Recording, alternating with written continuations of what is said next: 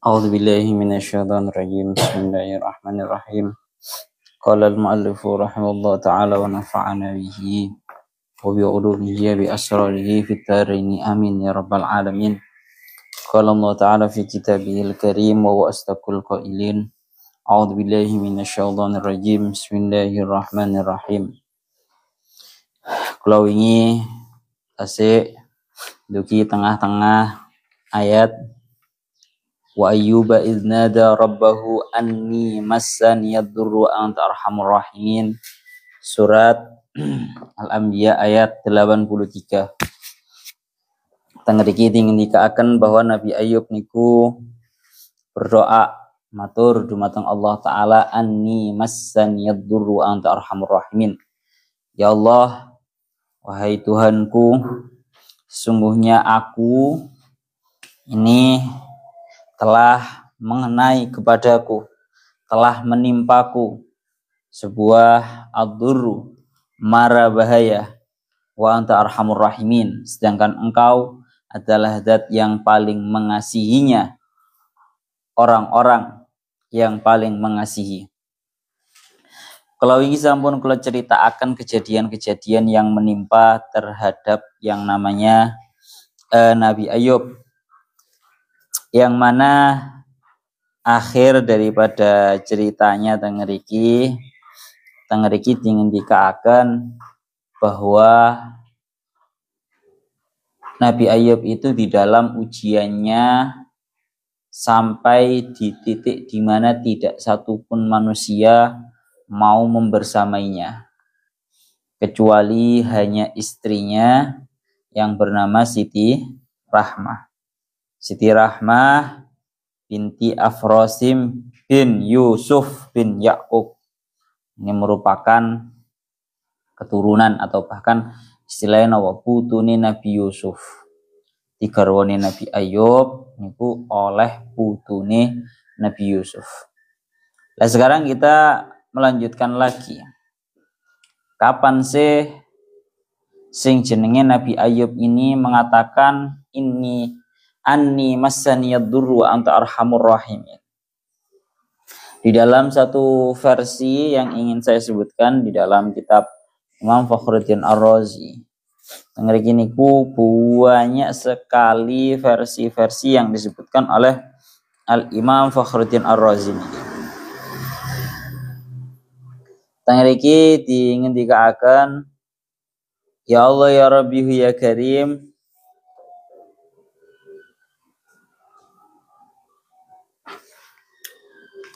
tangriki ingin dikaakan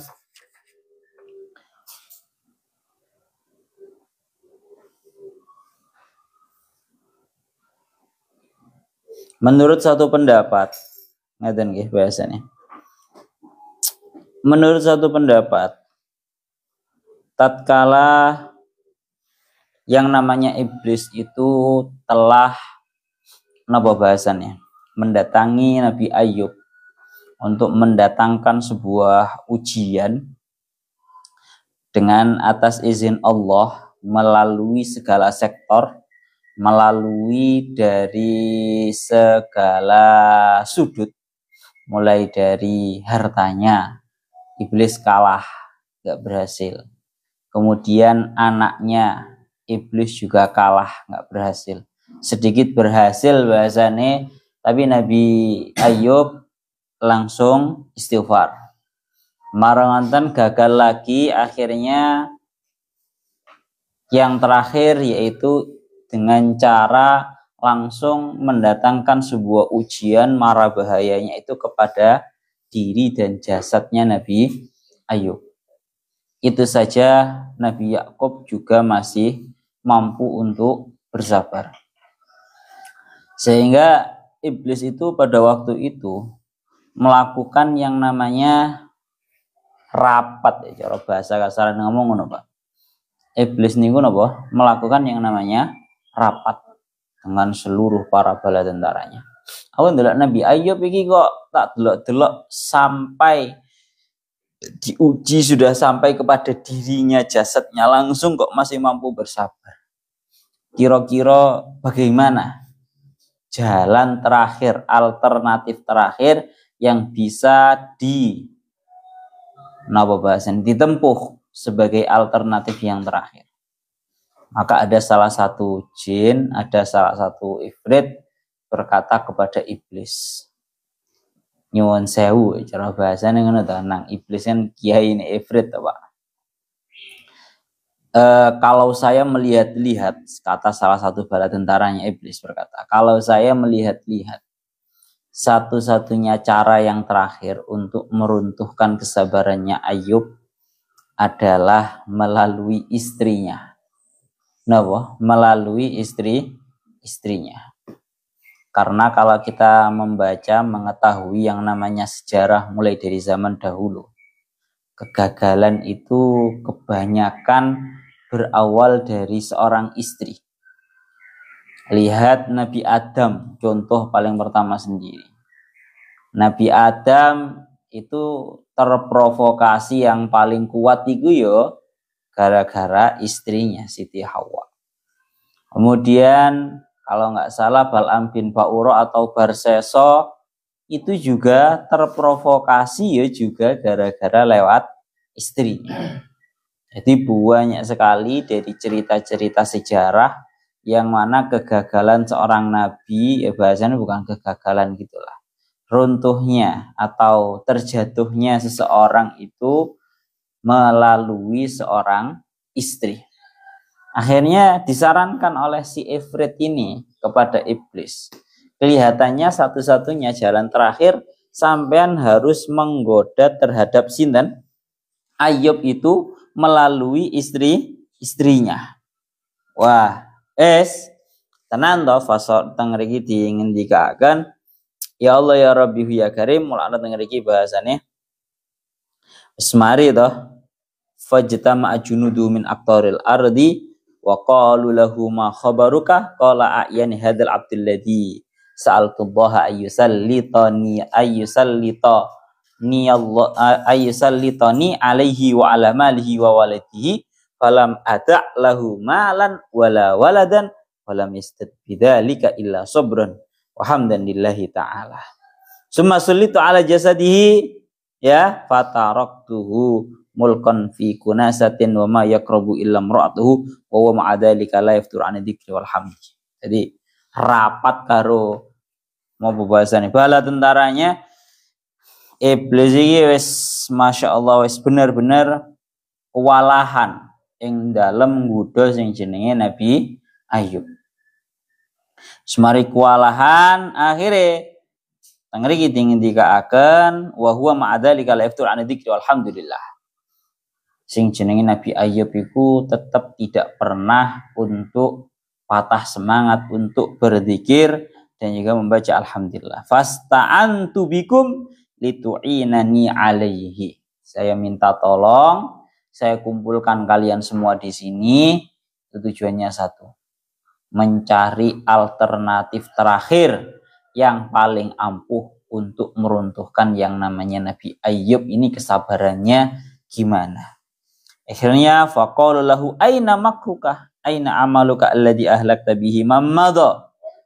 Jarene sampean niku hebat iblis cara bahasane ngono para santrine iki para anune iki padha ngomong mana kehebatan engkau di dalam menyusun sebuah rencana-rencana jahat yang mana engkau mampu telah menghancurkan menjatuhkan orang-orang yang telah engkau jatuhkan.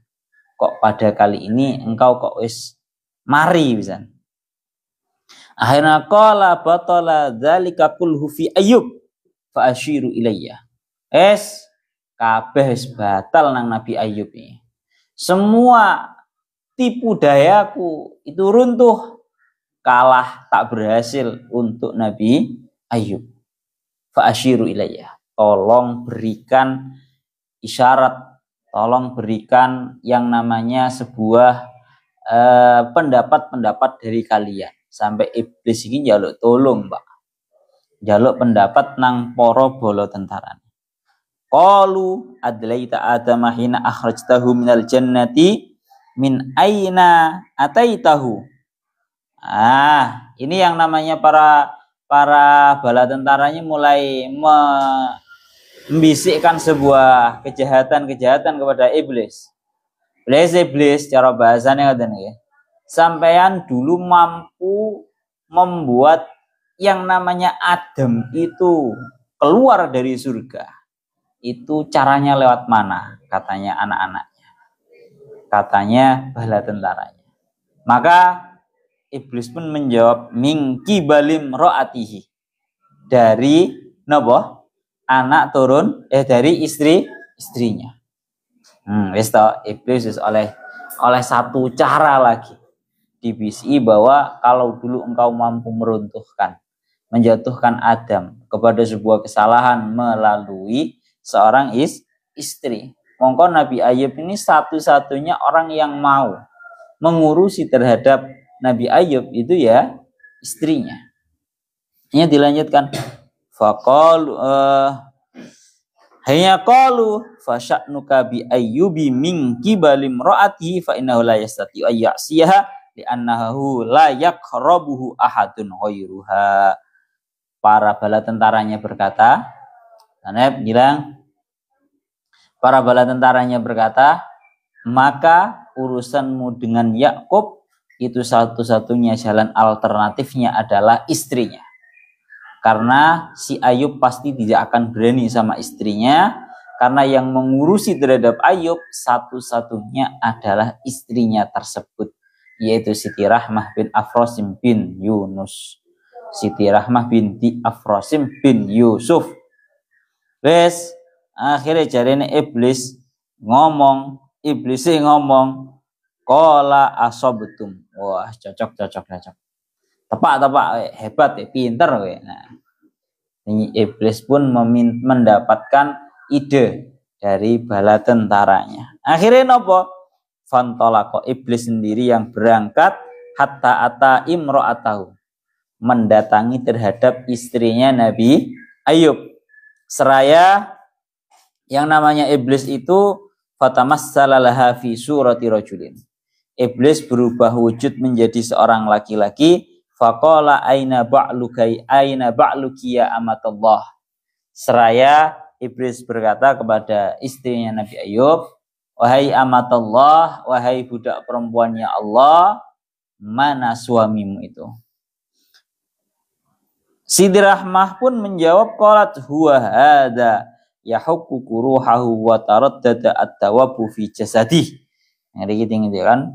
Itu suamiku berada di sampingnya tempat pembuangan sampah dalam keadaan dia menggaruk-garuk terhadap penyakit kulitnya. Falamma sami'aha tami'a ayyakuna dzalika kulluhu jaza'an.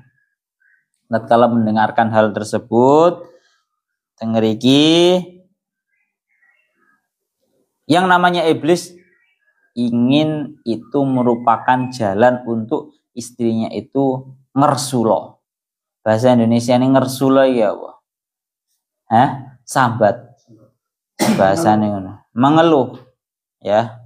Mengeluh. Jadi iblis mendengarkan omongannya bojone ini merupakan kesempatan besar agar si istrinya itu mengeluh. Fawaswasa ilaiha wa dzakaraha maka nalaha minan ni'am wal mal wa dzakaraha jamala Ayyub wa syababahu. Tengeriki dingendikaken carane iblis menggoda si istrinya ini tadi agar mengeluh atas segala ujian yang menimpa terhadap Nabi Ayub, yaitu dengan cara iblis itu menyebutkan kepada istrinya Ayub maksudnya, ya Allah ya Rabbi ya Karim, menyebutkan kepada istrinya Nabi Ayub kenikmatan-kenikmatan yang telah lalu. Ngomong, istrine Nabi Ayub, sampean gak eling biyen niku sampean urip enak. Uripe sampean biyen niku enak, hartane akeh, melimpah, wedhuse akeh, untone akeh, sawahe ombo dan seterusnya. Dan bahkan yang namanya Ayub pun dulu itu ganteng, ya, masih muda, gagah, ngewanteng. Saiki Ayub wis rupane kaya ngono iku. Ini satu-satunya jalan oleh sinten iblis untuk menghasut si istrinya Nabi Ayub agar istrinya Nabi Ayub itu menjadi mengeluh. Dilanjutkan lagi. Qala Al-Hasan rahimahullah fasarakhat falamma sarakhat alima anha qad jazaat fa ataha bisukhlatin. Jenenge wong wedok, Pak. Pripun malih wataknya orang perempuan itu ya memang seperti itu. Ngriki ketika akan setelah mendengarkan iblis itu mengingatkan kepadanya nikmat-nikmat yang telah lalu berupa yang namanya kemewahan, harta yang melimpah, sawah yang luas dan seterusnya. Akhirnya istrinya Nabi Ayub ini nopo bahasanya? Berteriak. Yang namanya berteriak itu merupakan wujud daripada bentuk mengeluh. Sehingga tatkala seorang istrinya Nabi Ayub ini mengeluh, setan pun, iblis pun mulai bahagia. Wah, cocok iki. Iki wis mulai mengeluh. Oleh wong wedok iki lek mekara engko jelas. Mekara nang bojone. Iku positif. Delok wong iki kok wis mekara, wis sing jenenge iblis niku wau maringi memberikan kepada istrinya Nabi Ayub diberi yang namanya kambing. Niki lho cara bahasan. Ini ki lho gawon kambinge. Tujuannya waqala liyat bahahadihi li Ayub wa yabra. Iki wedhus iki gawon engko marang ngono sembelihan nang ngarepe Ayub engko ben dimakan oleh Nabi Ayub engko insyaallah waras. Iblis mulai menghasut seperti itu. Qala faja'at tusarrihu ila Ayub.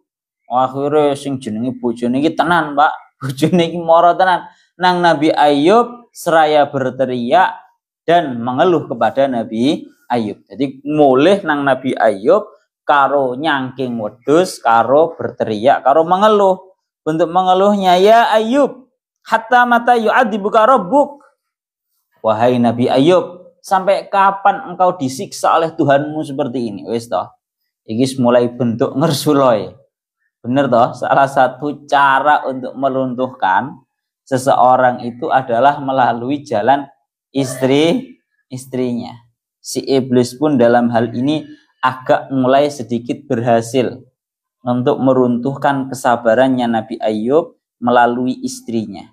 Istrinya pun mulai mengeluh, bahasanya bergusar, mulai mengeluh, matur di matang Nabi Ayub, hatta mata yu'adzibuka rabbuk, sampai kapan engkau itu akan disiksa terus seperti ini oleh Tuhanmu.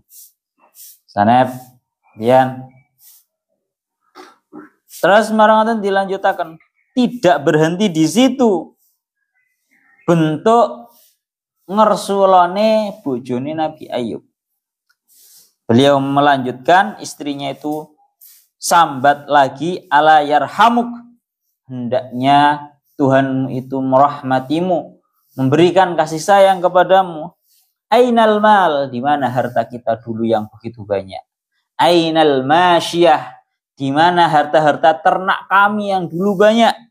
Ainal walad, di mana anak-anak kami yang dulunya kita itu punya anak banyak hidup semua. Ainas sadiq, di mana teman-teman kami. Ainal laun, di mana kegantengan kamu, ketampanan kamu yang dulunya ada pada dirimu. Wes disambati kabeh.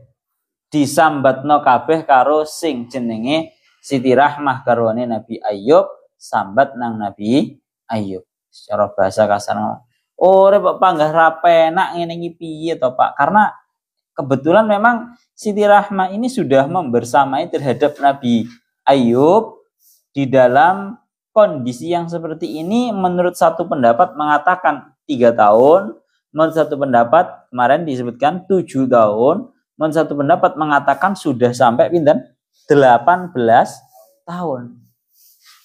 Wong wedok iso ngancani sampai 3 tahun, 7 tahun atau 18 tahun tok iku wis Sae tenanan niku wisan. Krono saking suwene wis sampai tahun-tahunan Siti Rahmah dihasut oleh iblis, akhirnya hatinya runtuh. Yang namanya Siti Rahmah ini sampai nopo bener-bener mengeluh. Wis mengeluh tenanan sampai koyo ngene iku mang. Endi hartaku? Sampai kapan koyo ngene iki terus? Endi hewan-hewan ternak berupa kambing, berupa unta dan seterusnya? Mana sawah-sawah dulu yang luas yang menghasilkan banyak? Wes dan seterusnya wes. Akhirnya melihat istrinya, aina jismukal ladzi qad buliya wa sara mislar ramad wa taraddada fihi ad-dawab itbah hadis sukhlah wastarih. Istrinya ingin menghasut terhadap Nabi Ayub dengan hasutan yang dilontarkan oleh iblis. Wes to Ayub iki lho aku mang dikeki wong, gak ngerti lek kapan iki iblis. Aku mang dikeki wong kambing ini belen. Engko insyaallah sampean wis waras. Napa? Engko sampean wis waras. Akhirnya faqala Ayub alaihi salam ataka aduwallah wa nafakha fiki fa ajabtihi telah mendatangimu musuhnya Allah yakni iblis dan telah meniup kepadamu, lalu apakah engkau mau untuk mengiyakan terhadap perintahnya? Gampangannya ngomong, yang mendatangimu tadi membawakan kamu domba, mengajarkan kamu mengeluh itu adalah musuhnya Allah. Iblis musuhnya Allah. Akankah kamu mengiyakan terhadap apa-apa yang telah ia bisikkan kepadamu? Katanya Nabi Ayub seperti itu. Wailaka atarayina ma tubkina alaihi mimma tadhkurini mimma kunna fihi minal mal wal walad wasihah man a'tana dzalik. Nabi Ayub mulai ingin menyadarkan kembali terhadap istrinya itu tadi. Sungguh celaka engkau wahai istriku. Apa yang telah engkau sebutkan berupa harta, berupa hewan ternak, berupa sawah yang luas, itu semua siapa yang memberikan? Tanya Nabi Ayub kepada istrinya, ingin mengembalikan kesadaran istrinya. Istrinya pun menjawab, qalat Allah. Yang memberikan semua itu adalah Allah. Sedikit mulai tersadarkan yang namanya Siti Rahmah karwani Nabi Ayub. Kemudian dilanjutkan lagi sama Nabi Ayub, qala fakam mutti'na bihi. Nabi Ayub menanya terhadap istrinya, fakam mutti'na bihi. Berapa lama kita telah diberi nikmat oleh Allah Ta'ala dengan nikmat-nikmat yang telah engkau sebutkan itu tadi? Qala samanina sanatan. Qalat samanina sanatan. Kita itu sudah diberi kenikmatan berupa harta dan seterusnya itu sudah dalam jangka waktu 80 tahun. Istilahnya wis urip penak 80 tahun. Maka qala famundukam ibtalanallahu bihadzal bala. Dan semenjak kapan Allah Ta'ala itu menguji terhadap kita dengan ujian ini? Qalat mundu sab'i sinina wa ashhurin. Ya sudah kira-kira 7 tahun lebih beberapa bulan. Katanya Siti Rahmah. Qalat wailuk wallahi ma ansafti rabbak. Ya, Nabi Ayub ingin mensadarkan terhadap istrinya. Sampean biyen wis urip penak kaya ngono kuwi mang, wis total berupa sudah 80 tahun. Sedangkan kita sudah diuji dengan ujian yang seperti ini cuman masih berapa tahun? Masih cuma 7 tahun. Cuma 7 tahun. Adilkah engkau kalau engkau melontarkan sifat mengeluhmu kepada Tuhanmu, sedangkan engkau sudah diberikan nikmat selama 80 tahun, sekaya diuji 7 tahun, kowe wis mengeluh. andaikan kamu merupakan orang yang adil, bahasanya tengah iki ala sobar tifil bala isamani nasanatan kama kunna firroho isamani nasanatan. Apakah engkau sudah bersabar di dalam menghadapi sebuah ujian selama 80 tahun seperti halnya kita dulu diberi nikmat selama 80 tahun. Gampangane ngomong wis setara dah. Lamanya kita mendapatkan ujian dengan lamanya kita mendapatkan sebuah kenikmatan. Belum sampai 10%. Wis mari menjalani urip enak 80 tahun, sik kae diuji 7 tahun lebih beberapa bulan, kurang sampai 10% wis ngersuro. Akhirnya dari situ diingatkan oleh Nabi Ayub yang namanya istrinya itu sedikit mulai sadar. Wallahi la in syafani Allahu la ajlidannaki mi'ata jaldatin. Langsung yang namanya Nabi Ayub itu mengambil sumpah serapahnya kepada istrinya, demi Allah nanti kalau aku sudah sembuh aku akan mencambukmu, aku akan mencambuk terhadap kamu sejumlah 100 kali kalau aku sudah sembuh. Pun amartini an adbahali ghairillah. Yang namanya setan, yang namanya iblis itu memberikan kamu wedus ini biar saya menyembelih atas nama selainnya Allah. Ya, wa haramun alayya an aduqa ba'da hadza syai'an min ta'amika wa syarabika allati ta'tini bihi. Fataradaha fadahabat. Falamma nadara ayyubu fi sya'nihi walaysa indahu ta'amun wala syarabun wala sadiqun wa qad dhahabat imra'atuhu kharra sajidan wa qala rabbi inni massani yadurru wa anta arhamur rahimin. Jadi Nabi Ayub ini mengucapkan ya Allah anni massani yadurru wa anta arhamur rahimin. Ini tatkala sudah bahkan yang namanya istrinya pun sudah diusir sama Nabi Ayub. Gara-gara Nabi Ayub duka. Garwane niki sampai mengeluh sebegitu hebatnya dan hampir saja memenuhi panggilannya atau bahasanya ajakannya iblis. Sampai kemudian diusir, bahasanya nggak dipegat, diusir sama Nabi Ayub. Kono ngaliyo. Sehingga dalam kondisi yang sudah sangat parah, biasanya panganan sing yukukno garwane, ngombean barang sing nyiapno ya garwane. Ini sampai garwane pun juga terusir. Maka disitulah titik terparahnya Nabi Ayub, sudah tidak memiliki satupun orang yang mengurusi terhadap beliau, sehingga beliau matur dumateng Allah Ta'ala, anni massani yadurru wa anta arhamur rahimin. Ya Allah, telah menimpa kepadaku mara bahaya yang begitu dahsyatnya, yang begitu hebatnya. Sedangkan engkau merupakan zat yang arhamur rahimin, zat yang paling mengasihi dari orang-orang, dari sosok-sosok yang mengasihi. Pun setelah itu barulah teng kelanjutannya ayatnya, ya Allah ya Rabbi ya Karim, teng mriki dingendikaken matur dumateng Allah Ta'ala dengan bahasa anni massani yadurru wa anta arhamur rahimin. Ini tidak bisa dikatakan sebagai sambat. Tak baleni maneh. Orang itu kalau mau dikatakan sebagai orang yang bersabar, seperti yang kemarin kan ngaji teng kitab Nashih kan dijelaskan. Syaratnya yang paling utama yaitu tidak boleh sambat. Terutama sambat nang mengeluh kepada sesama makhluknya. Ada orang kok mendapatkan ujian, kemudian dia mengeluhkan ujian tersebut kepada sesama makhluknya. Sambat nang kancane lek aku iki ngene. Digawe update status dan seterusnya. Itu namanya sambat. Dilanjutkan teng mriki.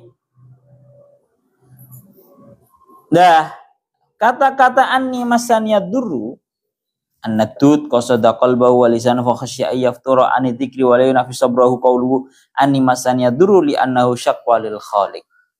Jadi sebuah sambat terhadap Allah Ta'ala yang maha menciptakan itu tidak dianggap sebuah sifat mengeluh. Jadi kalau kita melaporkan kondisi kita yang lagi terpuruk kepada Allah Ta'ala, itu tidak bisa dikatakan sebagai mengeluh. Dikatakan mengeluh itu kalau sambatnya, mengeluhnya itu kepada sesama makhluk. Dilanjutkan lagi, terakhir nih. Muncul sebuah pertanyaan. Katanya, wingi lak sampun toh tak bahas, bahwa yang namanya Nabi itu punya sifat jaiz berupa al-a'radul basyariyatul lati la yu'addi ila nuqsani darajatihim. Eling muraja nang kitab Aqidatul Awami. Aqaid 50 lho. Nep eling ora nep? Hilang? Eling ora Aqaid 50. Sifat jaiznya para nabi itu adalah al-a'radul basyariyah. Yaitu sifat-sifatnya manusia, sifat-sifat yang pada umumnya dimiliki oleh manusia-manusia yang lainnya, yaitu para nabi itu boleh makan, boleh minum, boleh sakit, ya kan? Boleh sakit dan seterusnya. Cuma ada catatan. Allati la tu'addi ila nuqsani darajatihim. Sifat-sifat manusiawi yang tidak menyebabkan derajatnya para nabi itu dianggap menjadi turun, dianggap menjadi kurang. Maka timbul pertanyaan pada penyakitnya Nabi Ayub. Soalnya penyakitnya Nabi Ayub niki sangat parah. Cara gudiken niku nyuwun sewu. Teng mriki sampai dingendikaken sampai wonten dud. Dud niku napa? Ya, sejenis set atau ulat atau apa itulah. Ya. Yang ada menjadi di penyakit kulit sampai ono dudnya. Sampai ada sete. Maka teng mriku dingendikaken uji babi annama nazala bihi laisa minal munafirat fi syai'in wa innama huwa hararatun wa haqqatun taharat min asarin khilla'in iblis wa a'damallahu durrahu li khususi Ayyub ta'diman liqadrihi li anna asyaddan nasi bala'an al-amya summal awliya summal amsal fal amsal. Ngeri dengan dikatakan penyakitnya Nabi Ayyub itu tidak dianggap sebuah penyakit yang sifatnya mengurangi terhadap derajatnya Nabi Ayyub. Karena penyakit aslinya Nabi Ayyub niku namung cuma penyakit kulit biasa. Hanya saja Allah Ta'ala yang menjadikan penyakitnya Nabi Ayyub itu menjadi lebih parah dengan tujuan Allah Ta'ala ingin menjadikan Nabi Ayyub itu lebih besar pahalanya. Karena dengan dikatakan asyadun nasi bala'an al-ambiya. Dari seluruh para manusia ini, ujiannya yang paling hebat, ujiannya yang paling besar itu adalah para nabi. Summal aulia, kemudian para wali. Summal amsal, fal amsal. Kemudian orang yang derajatnya mendekati wali dan seterusnya. Itu orang-orang yang ujiannya tambah gede. Jadi wong ku pangkatnya tambah gede, Pak. Kuwi malah gede cupone. Perasamu dadi presiden ngono kuwi penak. Sing ketok penak etok, tapi dadi presiden ya mumete ya double. Pun niku ngoten. Ceritane ngoten nggih. Sekarang terakhir niki membahas yang namanya ya Allah ya Rabbi ya Karim, Nabi Ayyub mulai uripe mulai penak malih. Fastajabna lahu fakashafna ma bi min dzurri wa atainahu ahlahu wa mislahum ma'ahum rahmatan min indina wa dzikra lil abidin. Surat Al-Anbiya ayat 84. Tengeri kan fastajabna lahu ainida'ahu. Maka aku kabulkan kepada Ayyub doanya. Doanya Nabi Ayyub yang ingin diangkat segala mara bahaya yang ada pada Nabi Ayyub, Allah Ta'ala mengijabahi. Fastajabna lahu. Allah Ta'ala, aku Allah itu mengabulkan terhadap seluruh doanya Nabi Ayub. Fakashafna ma bihi min durrin, maka aku hilangkan apa yang ada pada Ayub berupa mara bahaya. Mara bahaya yang menimpa terhadap Nabi Ayub itu dihilangkan oleh Allah Ta'ala. Wa atainahu ahlahu, dan aku berikan kepada Ayub keluarganya. Jadi setelah Nabi Ayub itu kehilangan seluruh keluarganya, mulai dari anak, kemudian istri, dikembalikan lagi oleh Allah.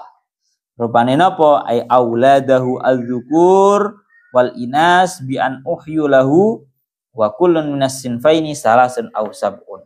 Putra-putrinya Nabi Ayub, baik yang laki-laki atau yang perempuan, gara-gara Nabi Ayub itu mampu sangat bersabar, akhirnya sampai dihidupkan kembali. Napa? Dihidupkan kembali. Teng mriki dikatakan oleh Allah Ta'ala menghilangkan mara bahaya. Jadi prosesnya bangkit kembalinya Nabi Ayub niku yang paling pertama adalah pada dirinya sendiri. Rupane napa? Fakashafna ma bihi min durrin. Allah Ta'ala menghilangkan mara bahaya yang ada pada dirinya Nabi Ayub. Mara bahaya berupa penyakit yang ada pada Nabi Ayub itu dihilangkan oleh Allah. Carane ya napa? Ruwiya annallaha qala lahu urkud birijlika al-ardo faraqad. Jadi diriwayatkan bahwa Allah Ta'ala niku memerintahkan terhadap Nabi Ayub agar kakinya itu mancal, jejek. Napa bahasanya? Menendang ya. Agar kakinya Nabi Ayub itu menendang kepada salah satu tempat dari bumi. Akhirnya Nabi Ayub itu benar-benar menendangkan kakinya di salah satu tanah, salah satu bumi. Fakharajat ainu ma'in, maka keluarlah yang namanya sumber air. Fa'amarahu ayyaghtasila minha fafa'ala. Allah Ta'ala memerintahkan agar Nabi Ayub itu mandi dari air tersebut. Jadi Nabi Ayub itu jejak di tempat menendang ke salah satu tempat bumi, akhirnya keluar air sumber dan kemudian mandi di tempat tersebut. Fadhahaba kullu da'in kana bidhahiri, maka hilanglah semua penyakitnya Nabi Ayub yang ada pada zahir atau luar jasadnya Nabi Ayub. Summa masya arba'ina khatwatan, kemudian Nabi Ayub berjalan 40 langkahan. Fa'amarahu ayyadriba birijli al-ardham arratan ukhra fafa'ala. Kemudian Allah Ta'ala memerintahkan terhadap Nabi Ayub untuk menendangkan lagi kakinya, ya, kemudian dilaksanakan fanabat ainu ma'in baridin. Kemudian keluarlah sumber air yang dingin. Untuk kedua kalinya ini yang keluar itu adalah sumber air yang dingin. Fa'amarahu ayyash roba minha fasyariba fadhaba kullu da'in kana bibatini. Maka diperintahkan Nabi Ayub untuk meminum sumber mata air yang dingin itu, diminum beneran, akhirnya hilanglah seluruh penyakit yang sifatnya itu berada di dalam. Ya, fasara ka asahi makana. Maka Nabi Ayub itu menjadi seolah-olah lebih sehat dari kondisi awal.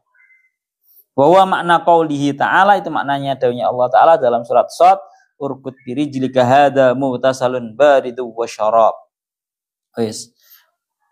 Terus dilanjutkan lagi, jadi oleh Gusti Allah ngijabahi iku sing pertama, yang dihilangkan pertama kali dahulu adalah mara bahaya yang ada pada Nabi Ayub sendiri.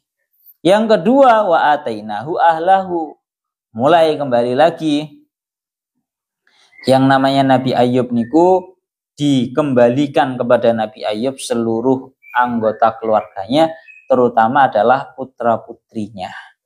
Ya, dengan gambaran putra-putrinya itu dikembalikan lagi. Li'annahum matu qablan tihai ajalihim wa qila razaquhum mislahum. Tengriki dingendikaken, jadi maksudnya anak diberi anak putra-putri lagi Nabi Ayub itu, ada yang mengatakan memang dihidupkan kembali.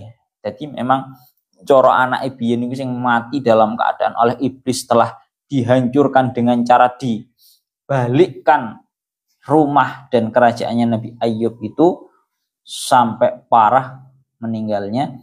Menurut satu pendapat itu memang anak-anak yang sudah meninggal itu dihidupkan kembali. Ada yang mengatakan nggak dihidupkan kembali, tapi diberi anak lagi. Nah, diberi anak lagi. Ruwiya annam ra'atu waladat ba'da dzalika sittatan wa ishrina ibnan. Ada yang mengatakan itu diberi anak lagi, bukan kok dihidupkan lagi. Maka total putra-putrinya Nabi Ayub niku ada yang mengatakan 3, berarti 6, atau 7, berarti ada 14. Bahkan niki hikmahnya Allah Ta'ala, sunnahnya Allah Ta'ala di dalam para hambanya. Biasanya lek mari ujian, mendapatkan ujian itu biasanya kabeh dibalekno terus ditambahi bonus. Kabeh dibalekno terus ditambahi bonus. Teng mriki dikatakan wa mislahum ma'ahum. Dan aku berikan seumpama atau yang menyamai terhadap mereka bersamaan dengan mereka. Min zaujatihi. Ini berupa istrinya. Istrinya pun juga dikembalikan. Di istri diceritakan teng mriki teng qauluhu wa mislahum ma'ahum. Istri Nabi Ayub iki mang wis bingung. Gara-gara mantun didukani Nabi Ayub perkara nek wis mari kenek dihasut karo setan karo iblis, akhirnya wis dibualekno maneh, akhirnya wis mari diusir Nabi Ayub bingung. Akhirnya sampai istrine iku mang akhirnya seakan setelah meninggalkan akhirnya balik maneh nang Nabi Ayub krono seakan dumateng Nabi Ayub, khawatir Nabi Ayub ini enggak ada yang mengurusi. Tapi ternyata setelah istrinya itu kembali, yang ada justru malah Nabi Ayub itu malah sudah dalam kondisi sehat.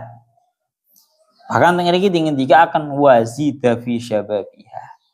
Garwane Nabi Ayub niku oleh Allah Ta'ala dikembalikan menjadi muda lagi. Ya umurnya sepiro loh Pak? Urip enak 80 tahun, menghadapi ujian 7 tahun kurang lebihnya. Ada yang mengatakan sampai 18 tahun. Kurang lebih umurnya 80-an lah katakan ya. Cara wong wis tuwek tenanan, tapi dikembalikan menjadi muda lagi. Bahkan bukan hanya ini, bonusnya ini loh. Wa kana lahu andarun lil kumhi wa andarun lisyairi. Ini saya mau menunjukkan kepada kalian yang namanya kumhi sama syair itu sama-sama gandum. Napa? Yang namanya kumhi sama syair itu sama-sama gandum. Cuma yang kumhi sama syair itu yang satu warnanya emas, kuning keemasan, yang satu itu warnanya putih keperak-perakan. Nih loh saya tunjukkan. Al-farqu baina syair wal kumhi. Ini saya tunjukkan. Nah. Gila ya, ketok apa ora. Tadi le syair ngeriki. Ini loh. Kalau syair tengeriki dengan jadi yang namanya Nabi Ayub itu punya tumpukan kumhi dan juga punya tumpukan syair. Ini sama-sama gandumnya. Fa ba'asallahu sahabataini ufrihat ihdahuma ala andaril kumhi adz-dzahabah. Jadi Allah Ta'ala mengutus 2 awan mendung yang mana salah satunya itu menjatuhkan di atas tumpukan gandum kumhi itu sebuah emas. Jadi kalau kumhi itu, ini saya tunjukkan gambarnya. Kalau yang kumhi itu gandum yang warnanya keemasan.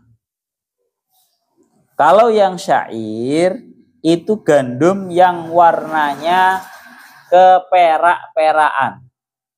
Napa? Keperak-perakan. Podo-podo gandume cuma warnanya beda.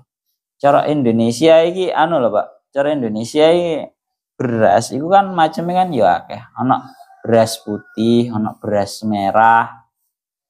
Syair sama kumhi itu sama seperti itu. Kalau kumhi itu gandum yang warnanya kuning ke emas-emasan. Kalau syair itu gandum yang warnanya perak-perakan, ke perak-perakan. Malah nonton iki tinggi akan.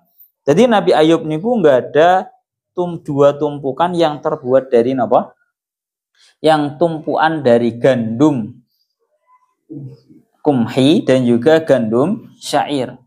Oleh Allah Ta'ala menurunkan sebuah hujan, secara bahasa nih, sebuah hujan tapi hujan ini duduk hujan air. Hujan Allah Ta'ala turunkan hujan emas di dalam tumpukannya napa? Tumpukan gandumnya Nabi Ayub yang tumpukan gandum kumhi. Dan Allah Ta'ala juga menurunkan hujan perak kepada tumpukan gandum yang berwarna peraknya Nabi Ayub.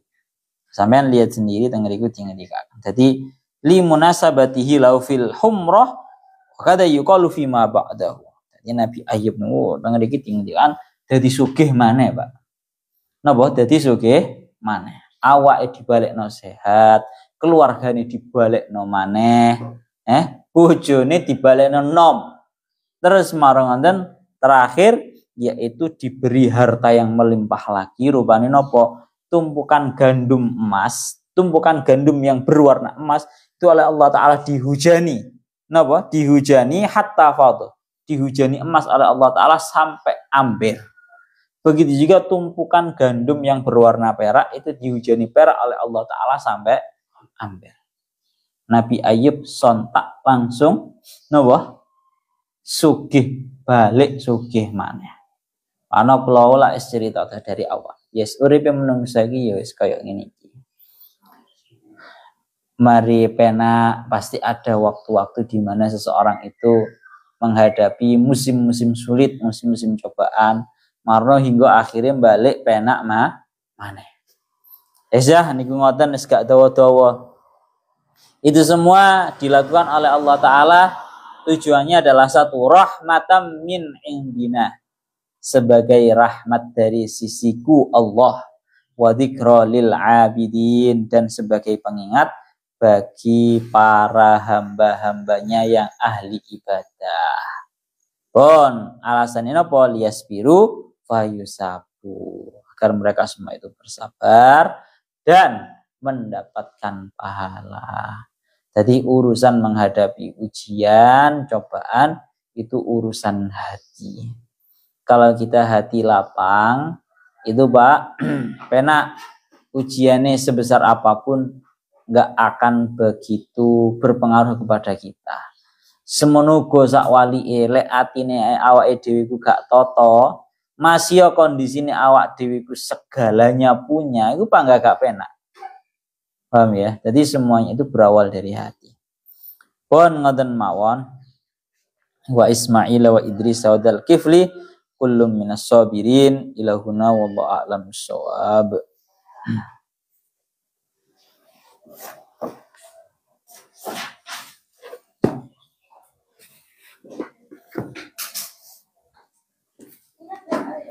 Salat dhewe rek. Kak setoran liburan